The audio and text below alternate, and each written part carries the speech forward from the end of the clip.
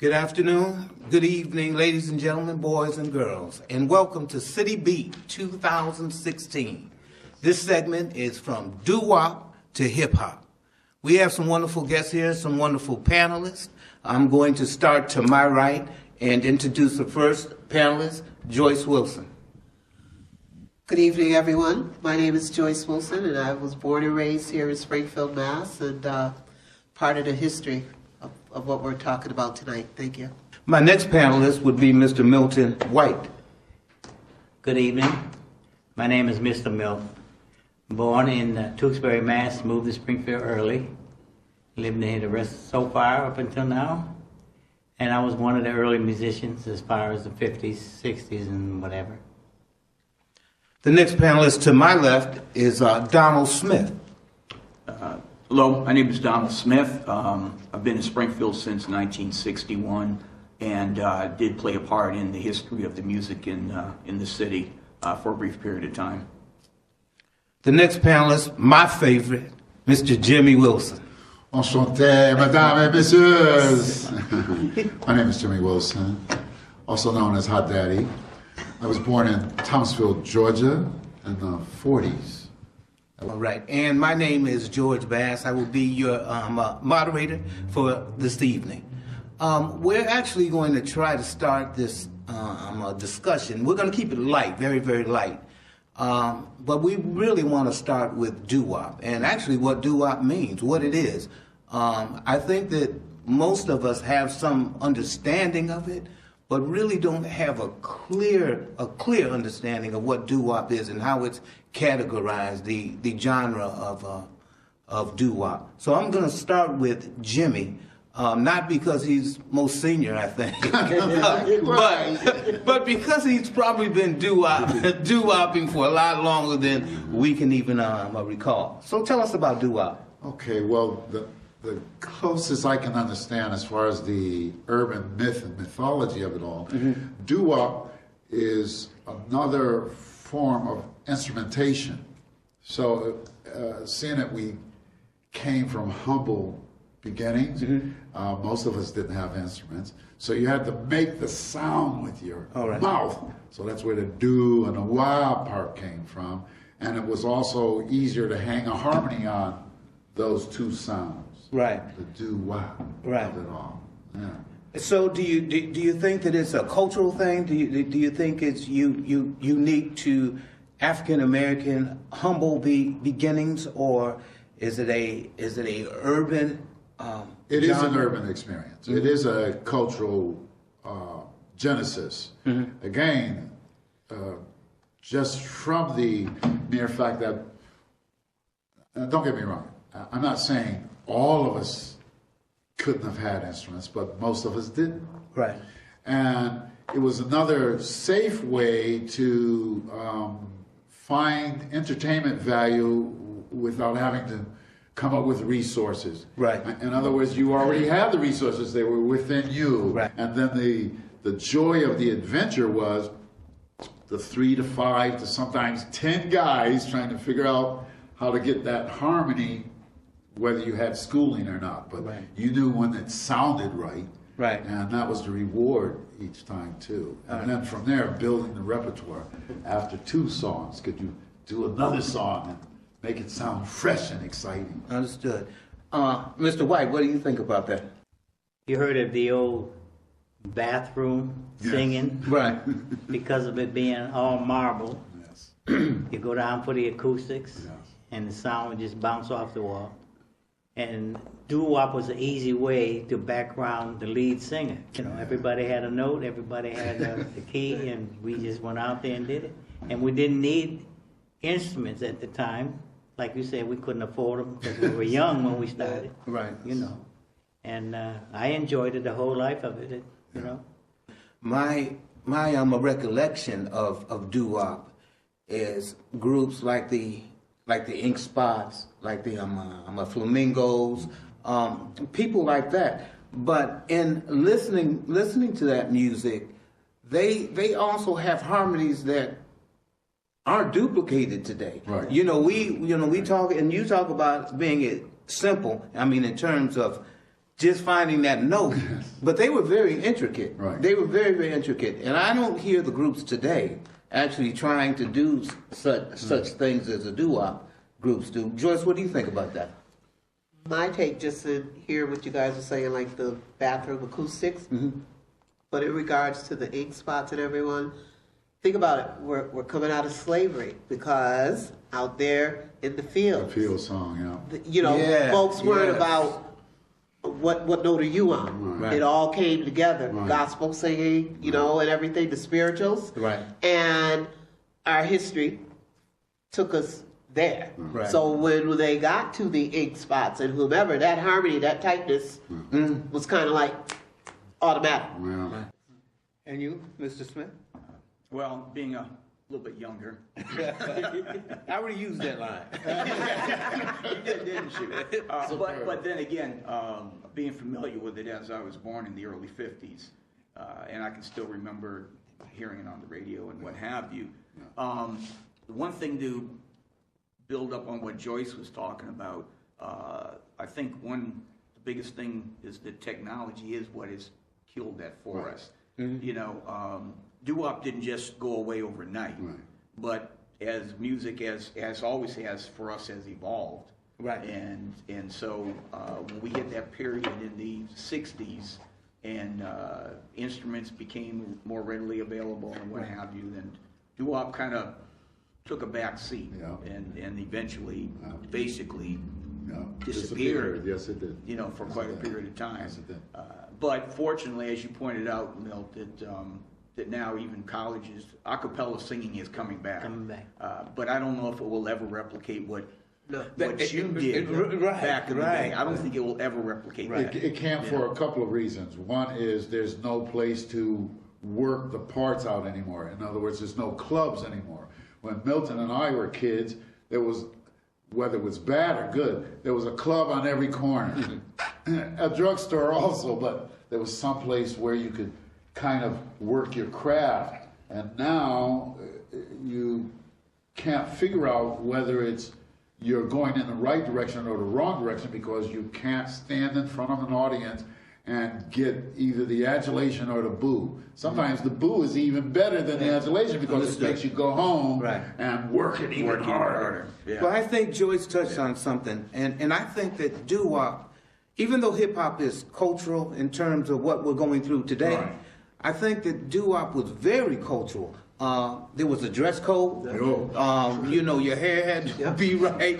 There was, you know, you could sing doo-wop, but if you didn't look the part, you really wasn't doo-wop. You know, you really wasn't blowing. That's right. And so I think, and that comes out of the unity. That comes out of the slavery. That comes out of being empowered. But after we moved out of the doo-wop, we started to get familiar with, would you say, R&B? And Definitely. And the significant difference, Milton, would be what? Smooth, the lyrics, and it was more polished, refined as far as the singing. And he didn't need a big group to produce the sound.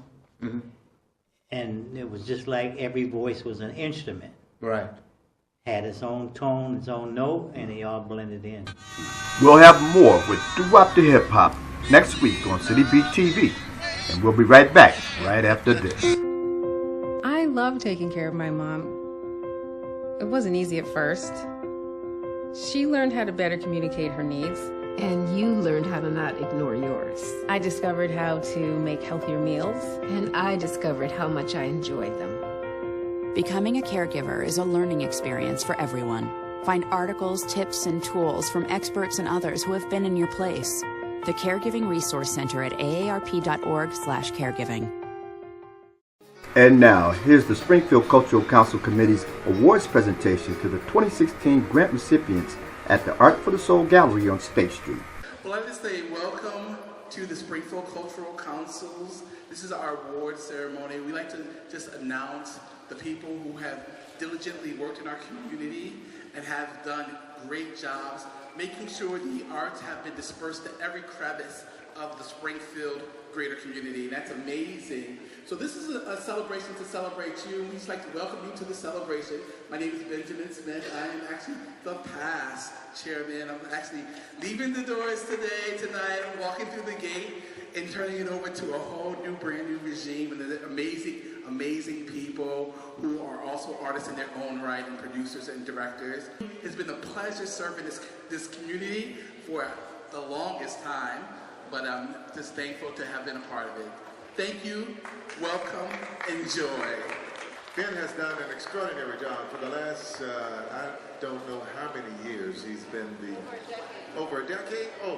Has been the president of the Springfield Cultural Council. He has done so many extraordinary things, and we would really like to acknowledge him and recognize him for all the work that he's done. So Ben, kudos to you. Thank you so very much.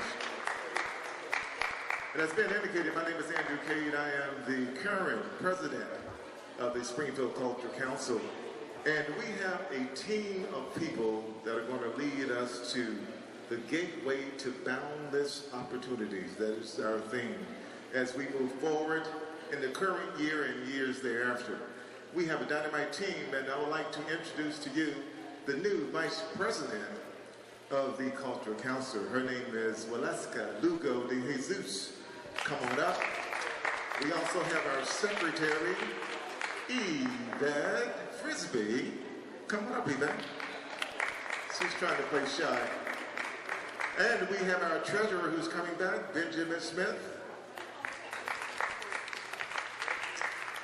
And we have members, commissioners of the Springfield Cultural Council. We have Ed Cohen. Where's Ed? And we have another commissioner who is not here today. Her name is Molly Sun. And we have the person who is the guru of the arts. She is, ladies and gentlemen, Rosemary Woods. Come on up, Rosemary. Well, I really don't want to talk about Art for the Soul Gallery. What I want to talk about are those packets in your seats. Mass Creative is an organization that advocates for the arts.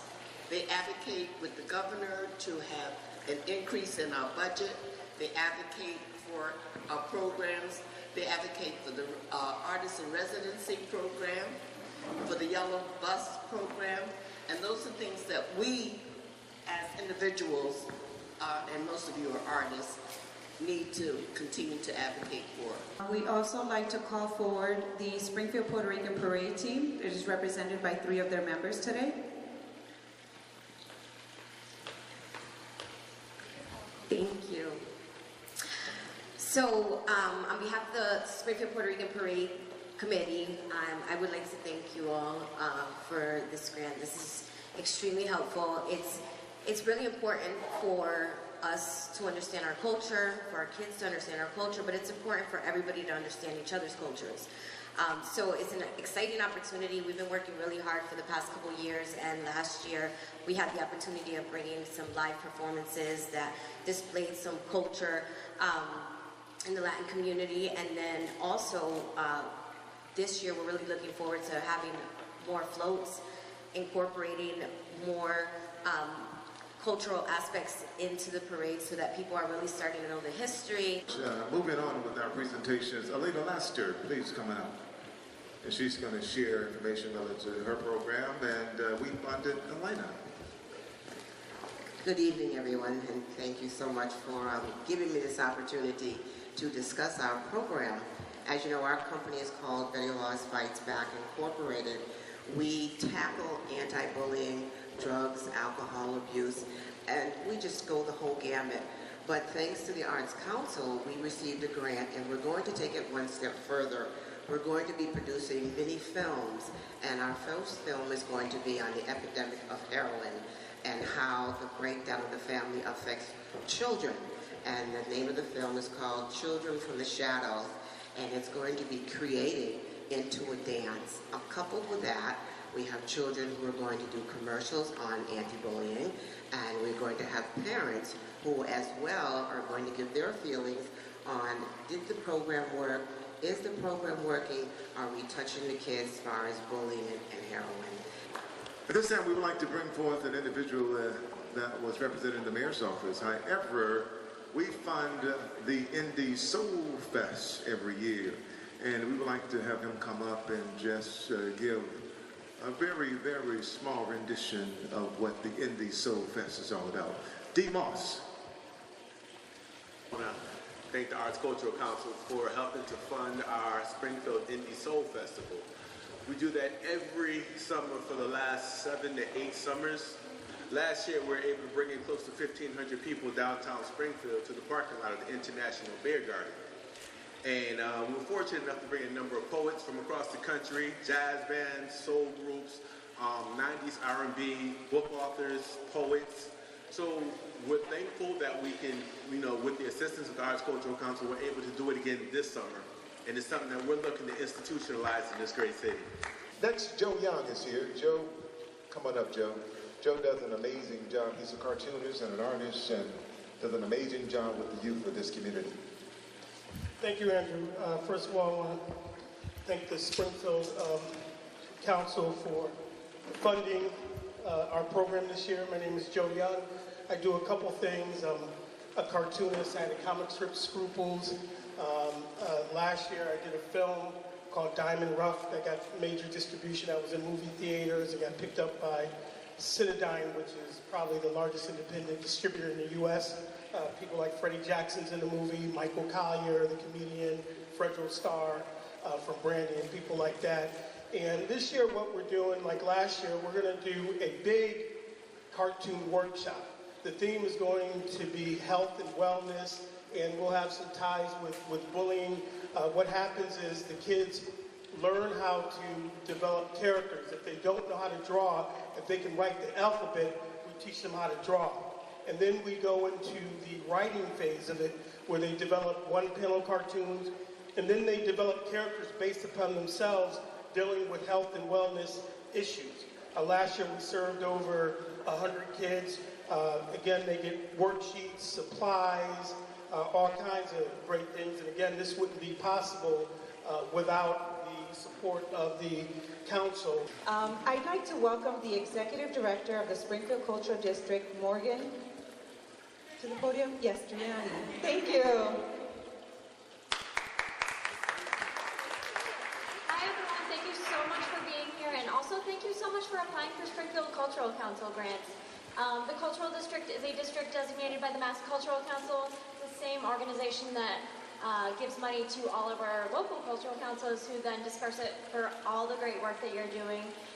Thankfully, we're lucky enough to also get an LCC grant this year from the Springfield Cultural Council to create a short video map of the downtown, kind of featuring all the little historic, architectural, cultural things that go on all throughout the downtown that nobody knows about, and we really want to give a shout out to.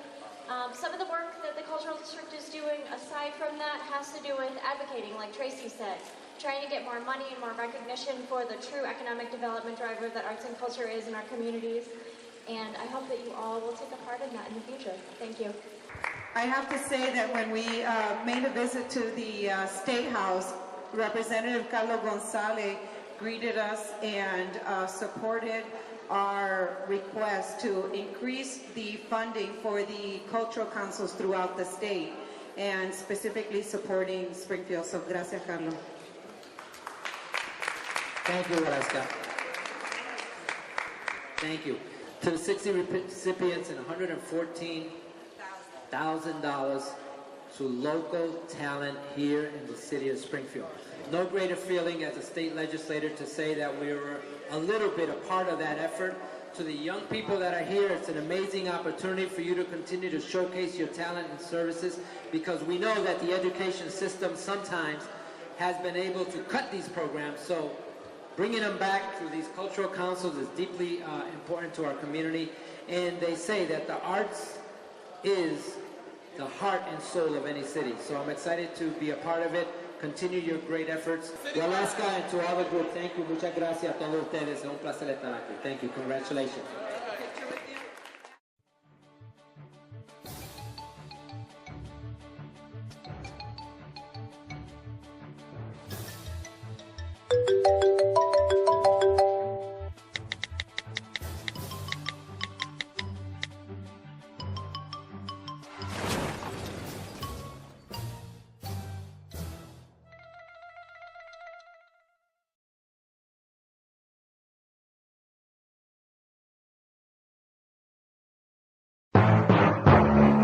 Get ready. It's time for the 2016 Peewee football season, and the Longhorns are holding sign-ups for youth ages 5 and up on May 4th, May 18th, or June 1st from 6:30 to 7:30 p.m. at the Martin Luther King Center, 3 Rutland Street in Springfield. Peewee football helps develop discipline, teamwork, and sportsmanship. Most importantly, organized football supports youth in achieving academic success. So parents, get in the game, get involved, and you'll be glad you became a supporter of Longhorn and Peewee football. Who let